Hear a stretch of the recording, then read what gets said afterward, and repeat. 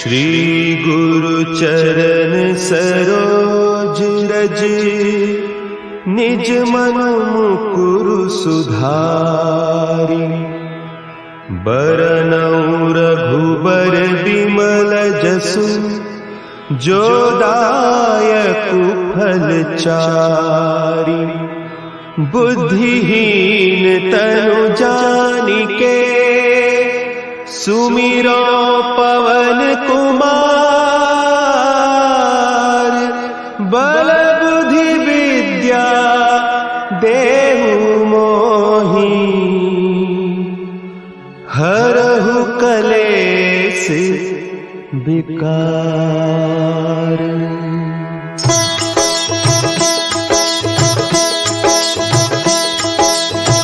जय हनुमान ज्ञान गुण सागर, जय कपीस तिहु लोक उजागर।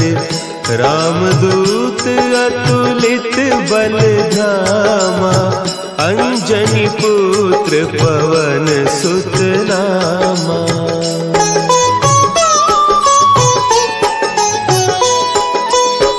महावीर विक्रम बजरंगी, कुमति निवार सुमति के संगी।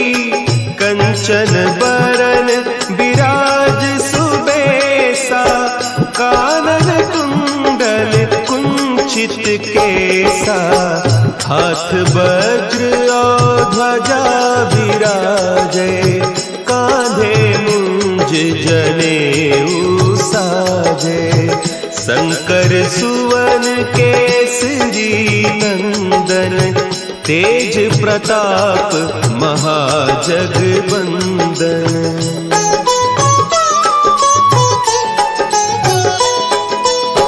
विद्यावान गुणी अति चातुर, राम काज करिबे को आतुर।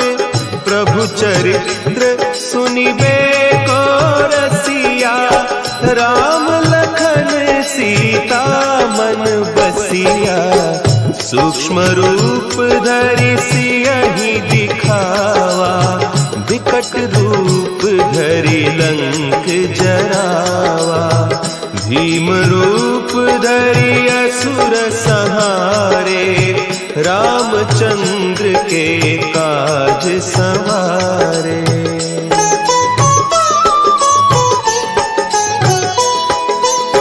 लाए सजीवन लखन जियाए, श्री रघुवीर हरषि उर लाए। रघुपति कीन्ही बहुत बड़ाई, तुम मम प्रिय भरतहि सम भाई। सहस बदन तुम्हरो जस गावें, हस कहि श्रीपति कंठ लगावें। सनकादिक ब्रह्मादि मुनीसा, नारद सारद सहित अहीसा।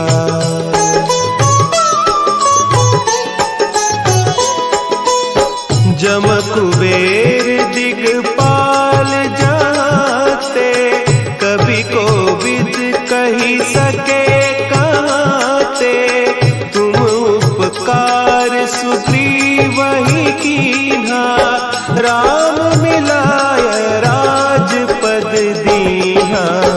तुम्हरो मंत्र विभीषण माना, लंकेश्वर भय सब जग जाना। जुग सहस्त्र जो जन पर भानु, लील्योताहि मधुर फल जानू।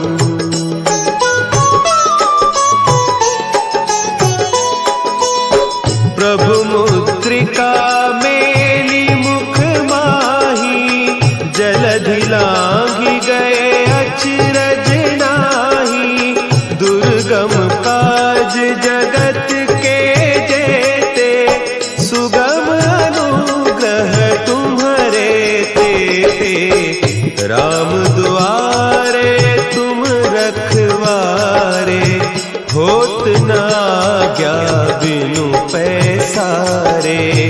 सब सुख लहे तुम्हारी सरना, तुम रक्षक काहू को डरना।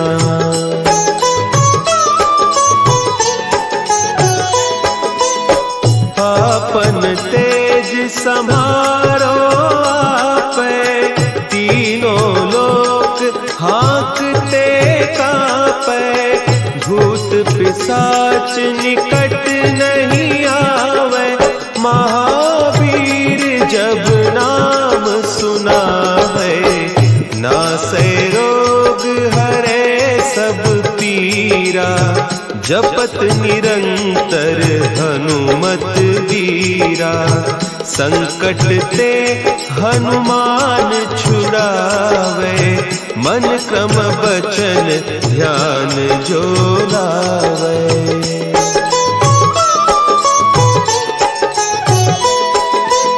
सब पर राम तपस्वी राजा, तिनके काज सकल तुम साजा। और मनोरथ जो कोई लावे, सोई अमित जीवन फल पावे। चारों जुग परताप तुम्हारा, है प्रसिद्ध जगत उजियारा। साधु संत के तुम रखवारे, असुर निकंदन राम दुलारे।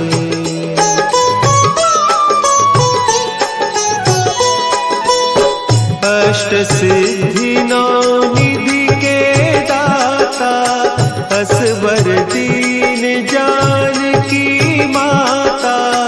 राम रसायन तुम्हारे पासा, सदा रहो रघुपति के दासा। तुम्हारे भजन राम को पावे, जन्म जन्म के दुख बिसरावे। अंत काल रघुबरपुर जाई, जहाँ जन्म हरि भक्त कहाई।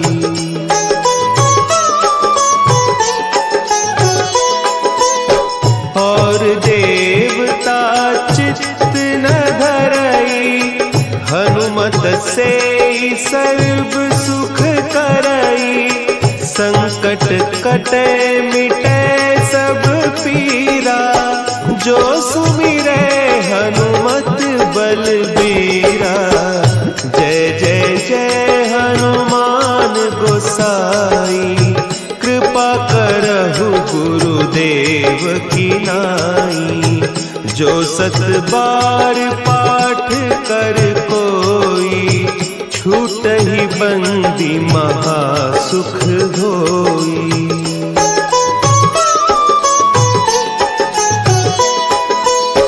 जो यह पढ़े हनुमान चालीसा, होय सिद्धि साखी गौरीसा। तुलसीदास सदा हरि चेरा, कीजय नाथ हृदय महडेरा। कीजय नाथ हृदय महडेरा। पवन तनया संकट हरन, मंगल मूर्ति रूप। राम लखन सीता सहित, हृदय बसहु सुरभूप।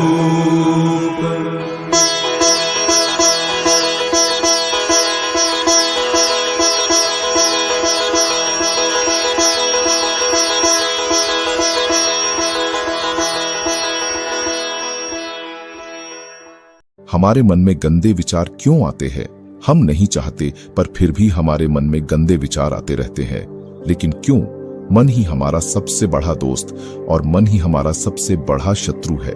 जब हम अपने मन के हिसाब से चलते हैं तो मन हमें भटका देता है, और जब हम अपने मन को संतुलित कर लेते हैं तो हम अपनी जिंदगी में सब कुछ पा लेते हैं।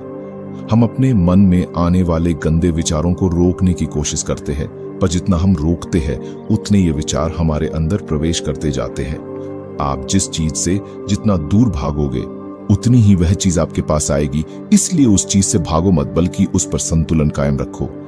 एक बार एक युवक गौतम बुद्ध के पास आया और गौतम बुद्ध से बोला, हे बुद्ध, मेरे मन में इतने गंदे विचार क्यों आते हैं? मैं नहीं चाहता कि मेरे मन में गंदे विचार आए, पर मेरे मन में हमेशा काम वासना के विचार चलते रहते हैं और मैं इनके बारे में सोच सोचकर बहुत परेशान हूं। मेरी ऊर्जा और समय ये सब सोचने में ही नष्ट हो जाती है, और ये सब विचारों की वजह से मैं कभी कभी शांत नहीं रह पाता और मैं हमेशा ही स्त्रियों को देखकर मोहित हो जाता हूँ, अपने आप को रोक ही नहीं पाता। बुद्ध मुस्कुराए और उन्होंने उस युवक से पूछा, क्या तुम्हें पता है ये काम वासना होती क्या है? फिर लड़के ने उत्तर दिया और कहा, बुद्ध, मुझे तो नहीं पता कि काम वासना होती क्या है, परंतु हाँ, ये जो भी है बहुत बुरी चीज है। फिर बुद्ध ने युवक से कहा, सबसे पहले तो तुम्हें यह समझना है कि प्राकृतिक रूप से जो भी चीज हमारे अंदर है वह बुरी नहीं है। हमारे जीवन में उसकी कुछ न कुछ जरूरत होती है। वासना कोई बुरी बात नहीं है, यह हमारे मन की एक भावना है जो हमें किसी न किसी चीज की कमी का एहसास करवाती है, और फिर हम उस चीज को पाने के लिए उस चीज की ओर आकर्षित हो जाते हैं। जैसे अगर तुम्हारे पास धन की कमी है तो तुम में धन पाने की वासना उत्पन्न हो जाएगी। इसका मतलब यह नहीं कि वासना बुरी है, बल्कि यह तो हमारे मन की एक प्रकार की जरूरत का एहसास है, और जब यह जरूरत शारीरिक हो तो हम इसे काम वासना कह देते हैं। युवक ने गौतम बुद्ध को कहा, बुद्ध, मुझे काम वासना का मतलब तो समझ में आ गया, पर आप मुझे ये बताइए कि ये आती कहां से है और कैसे आती है? गौतम बुद्ध ने कहा, काम वासना कहीं से आती नहीं है, ये तो हमारे ही अंदर होती है, और इसका होना तो जरूरी भी है, तभी तो मानव जाति का विस्तार होगा। युवक ने कहा, जब यह हमारे अंदर ही है और जरूरी भी है तो फिर लोग इसे गलत क्यों बताते हैं? बुद्ध ने कहा, यही समस्या है, लोगों ने काम वासना को गलत तरीके से सोच लिया है, इसे छिपाने और दबाने की कोशिश करते हैं। काम वासना गलत नहीं है, बल्कि काम वासना का गलत तरीके से प्रयोग करना गलत बात है। लोग जिसे पसंद करते हैं उसी के लिए जीने लग जाते हैं और उसके बारे में हमेशा सोचते रहते हैं, पर यह सब गलत है। बुद्ध ने युवक से कहा, क्या तुम्हें पता है कि जानवरों में भी काम वासना होती है? युवक ने उत्तर दिया, हाँ बुद्ध, जानवरों में भी काम वासना होती है, क्योंकि जानवर भी तो आखिर अपनी पीढ़ी को आगे बढ़ाएंगे। बुद्ध ने कहा, तो फिर हम जानवरों की काम वासना को क्यों गलत नहीं कहते? युवक ने कहा, मुझे नहीं पता महात्मा, आप ही मुझे बताइए। गौतम बुद्ध ने कहा, जानवर अपनी काम वासना का प्रयोग आनंद प्राप्ति के लिए नहीं करते, वह तो सिर्फ संतान उत्पन्न करने के लिए काम वासना का उपयोग करते हैं। जानवरों को प्रकृति ने इतनी समझ नहीं दी कि वह काम वासना को अपने सुख का आधार बना सके, जबकि मनुष्य अपनी समझ के बलबूते पर प्रकृति में पाई जाने वाली प्रत्येक वस्तु को अपने सुख के लिए अपने प्रयोग करता है। हम इंसानों ने ही काम वासना को अपने सुख का साधन बना लिया है, जबकि प्रकृति ने तो हमें अपने वंश को आगे बढ़ाने के लिए दिया था, लेकिन इंसानों ने इसे अपने जीवन का परम लक्ष्य बना रखा है, और इस तरह से काम वासना का बेलकम हो जाना गलत है। युवक ने बुद्ध से पूछा, महात्मा जी, ये काम वासना हम पर हावी क्यों होती है? क्यों ये बेलगाम हो जाती है? तब गौतम बुद्ध ने कहा, सुनो, अब जो मैं तुम्हें बताऊंगा उसे तुम ध्यान पूर्वक सुनना। काम वासना का सारा खेल तुम्हें समझ आ जाएगा, तुम्हें तुम्हारे सारे सवालों का जवाब मिल जाएगा, बस तुम्हें ध्यान से सुनकर समझना है। फिर गौतम बुद्ध युवक को बताना शुरू करते हैं। एक बार की बात है, एक आश्रम में गुरु और उनके शिष्य रहते थे। शिष्य रोजाना आश्रम के बाहर स्थित गांव में दीक्षा लेने के लिए जाते थे। शिष्य जो गांव में भिक्षा लेने जाता था, उस रास्ते में एक नदी पड़ती थी जिससे वह रोज भिक्षा लेने जाता था।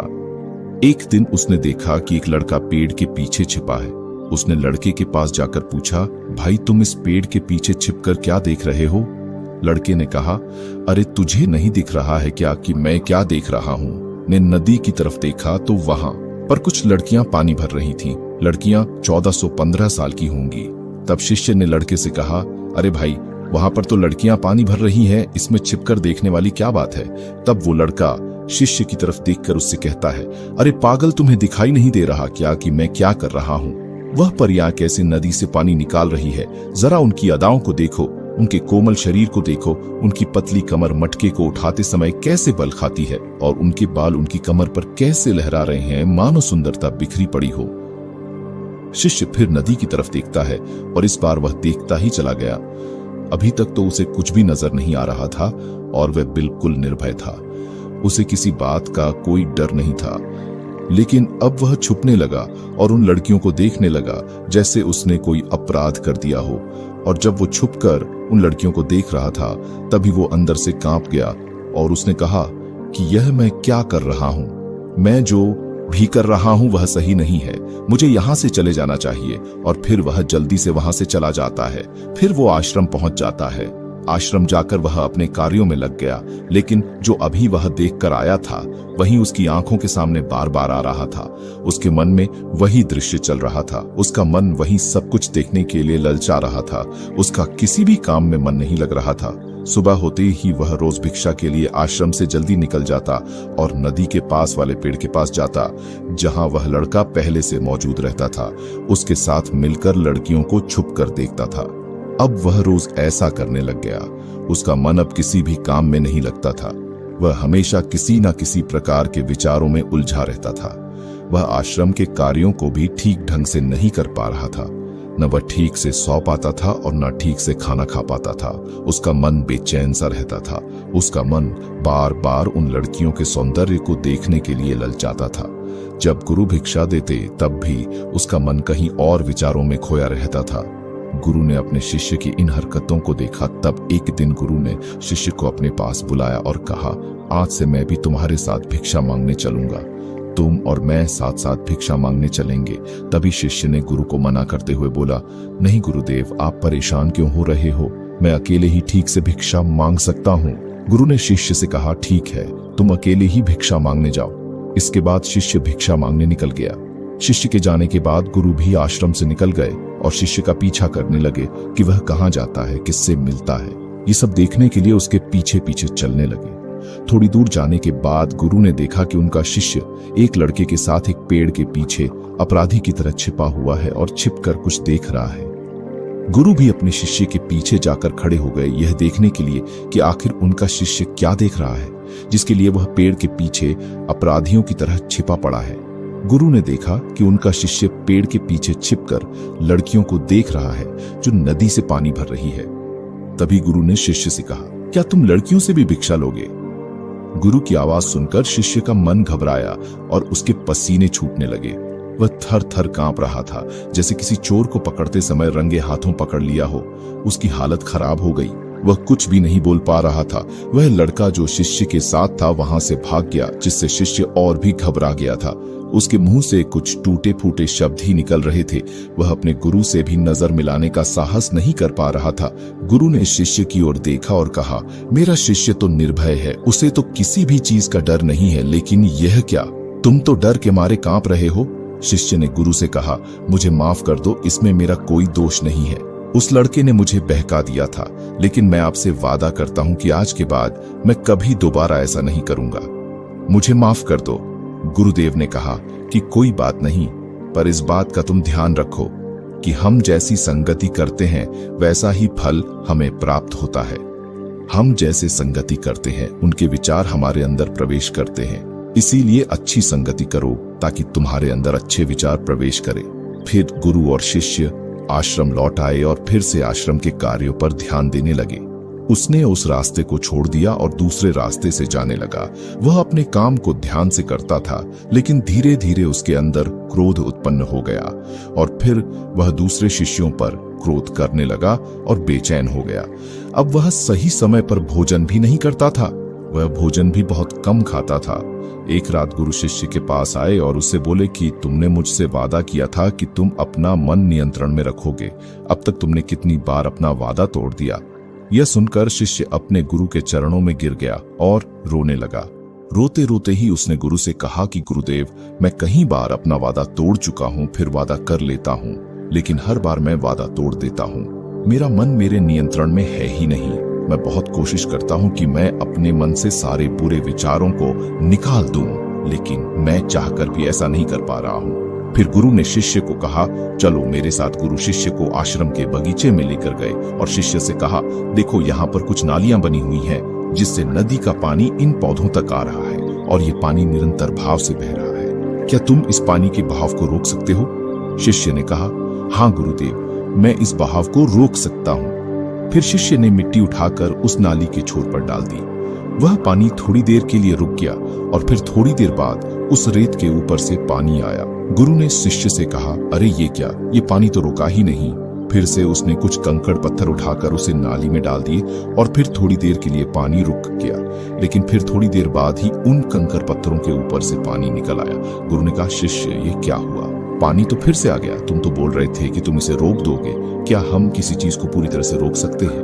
तब शिष्य ने कहा, कोई बात नहीं गुरुदेव, मैं इस पानी को तो रोक कर आपको दिखाऊंगा। फिर उसने एक बड़ा सा पत्थर लेकर आया और उसे नाली पर डाल दिया। पानी रुक गया। तब शिष्य ने गुरु से कहा, देखा गुरुदेव, मैंने कहा था कि पानी को मैं रोक दूंगा। मैंने पानी को रोक दिखाया। आपकी बात मैंने पूरी कर दी। गुरु मुस्कुराए और बोले, अच्छा जरा ध्यान से देखो, पानी रुक गया है क्या? वो तो पीछे की नाली तोड़कर बाहर आ गया और अगल बगल से बह रहा है। और ध्यान से देखो, इस पत्थर के आगे भी आ गया और ये पानी अपना रास्ता बदल कर फिर से आगे की तरफ बह जाएगा। फिर थोड़ी देर बाद ऐसा ही हुआ। फिर गुरु ने शिष्य को समझाया, तुम्हारे साथ भी तो ऐसा ही चल रहा है। तुम बार बार प्रयास कर रहे हो, बड़े से बड़ा प्रयास कर रहे हो, पर हर बार तुम्हारा प्रयास टूट रहा है और ये हमेशा टूटता ही रहेगा। यह पत्थर तुम्हारा प्रयास है और ये पानी तुम्हारे विचार। तुम कितना भी बड़ा पत्थर रख लो, लेकिन पानी तो अपना रास्ता बना ही लेगा। ये देखकर शिष्य ने पूछा, हे गुरुदेव, क्या कोई तरीका नहीं है जिससे मैं गंदे विचारों से बाहर निकल सकूं? गुरु ने कहा, एक तरीका है। यह पानी जिस नदी से आ रहा है, तुम वहां से इस पानी का रास्ता ही बदल सकते हो। गुरु शिष्य को एक नदी के पास ले गए जहां से उस बगीचे में पानी आ रहा था। गुरु ने शिष्य से कहा, वो पानी इसी नदी से जा रहा है। अगर हम यहीं से उसका रास्ता बंद कर दें जहां से पानी बगीचे में जा रहा है, तो क्या हम पानी को रोक नहीं सकते? शिष्य ने कहा, हाँ गुरुदेव, अवश्य ऐसा हो सकता है। मैं इस पानी को यहीं से बंद कर देता हूँ, तब आगे की नाली में पानी जाएगा ही नहीं और फिर बगीचे में पानी ही नहीं जाएगा। फिर गुरु ने कहा, शिष्य, अगर पानी बगीचे में नहीं जाएगा तो पेड़ पौधों को पानी कहाँ से मिलेगा? उन पेड़ पौधों को तो पानी की आवश्यकता है। फिर शिष्य ने विचार किया और कहा, मेरे मन में तो यह बात आई ही नहीं। इस पानी का बगीचे में जाना जरूरी भी है। गुरु ने कहा, और उन पेड़ पौधों में कुछ ऐसे हैं जिनको रोज पानी की आवश्यकता है। वो तो मुरझाकर मर ही जाएंगे, पानी तो हमें खोलना ही होगा। शिष्य ने गुरु की बात सुनकर पानी का रास्ता खोल दिया। तब गुरु ने पूछा, अगर हम इस नदी के पूरे पानी को बगीचे की तरफ मोड़ दे तो क्या होगा? शिष्य ने उत्तर दिया, गुरुदेव, वहां पर जितने भी पेड़ पौधे हैं वो सब गलकर नष्ट हो जाएंगे और वहां पर कुछ नहीं बचेगा। गुरु मुस्कुराए और बोले, तुम इस बात को समझो, हमें किसी भी चीज को रोकना नहीं है, बस हमेशा संतुलन बनाए रखना है।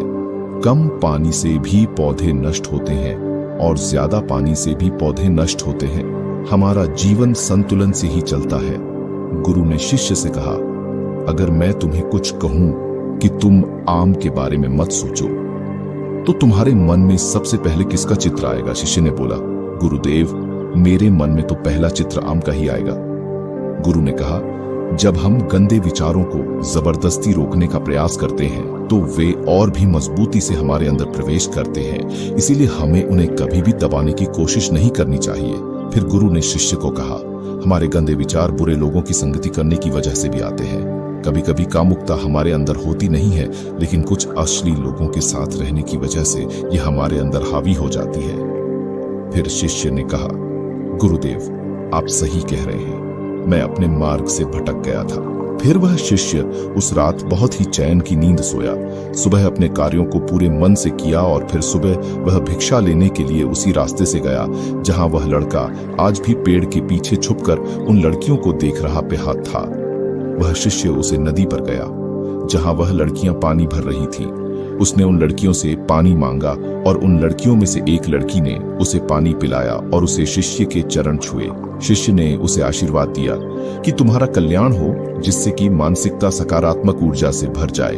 उसके चेहरे पर मुस्कान आ गई थी, जैसे कि उसे कुछ खोया हुआ वापस मिल गया हो। वह वापस अपने रास्ते से जाने लगा। तभी पीछे से वह लड़का आ गया जो पेड़ के पीछे छुपा हुआ था। वह शिष्य के पास आया और बोला, क्या बात है, आज तो तुमने नजदीक से दर्शन कर लिए, तुम तो मुझसे भी आगे निकले। तब शिष्य ने कहा, हम हमेशा दूसरों के दर्शन करने में ही व्यस्त रहते हैं, अपने दर्शन कर ही नहीं पाते। तुम कब तक इस पेड़ के पीछे छुपाते रहोगे? किसी को पसंद कर लो, उसे बोल दो। अगर वो भी तुम्हें पसंद करती है तो शादी कर लो और उससे पहले तुम कुछ बन जाओ। अपने आप को पहचान लो, ऐसे अपना समय बर्बाद मत करो। फिर वो लड़का रोज उस शिष्य से मिलने लगा और उसने लड़के को नदी पर ना जाने के लिए प्रेरित किया और फिर वह लड़का अपने जीवन में कुछ बनने के लिए संघर्ष करने लगा। तो तुमने देखा कि संगति का असर क्या होता है। अपनी संगति बदलो, अपने विचार बदलो। गुरु ने शिष्य से पूछा, क्या तुम्हें अपने सभी सवालों का उत्तर मिल गया? तब शिष्य ने कहा, हाँ महात्मा जी, आपका धन्यवाद। तब गुरु ने शिष्य से कहा कि जब तुम्हारे मन में गंदे विचार आए तब तुम अपने आप को दोषी मत मानो। ये शरीर है और ये सब इसने हजारों वर्षों से सीखा है। एक केवल तुम्हारे सोच लेने से या शपथ लेने से ये टूटने वाला है नहीं, लेकिन तुम्हारे पास वो शक्ति है, वो ऊर्जा है जिसका तुम्हें संतुलन उपयोग करना है। तुम एक जीवित ऊर्जा हो जो कुछ भी अनुभव करने के लिए स्वतंत्र है। इसीलिए तुम अपने आप को पहचानो। इस कहानी से हमें यह सीख मिलती है कि हमारे विचारों का महत्व कितना अधिक होता है। हमारे विचार ही हमारे भविष्य की दिशा को निर्धारित करते हैं। हमें सकारात्मक विचारों को अपने मन में पूरी शक्ति के साथ अपनाना चाहिए ताकि हम सही दिशा में आगे बढ़ सके।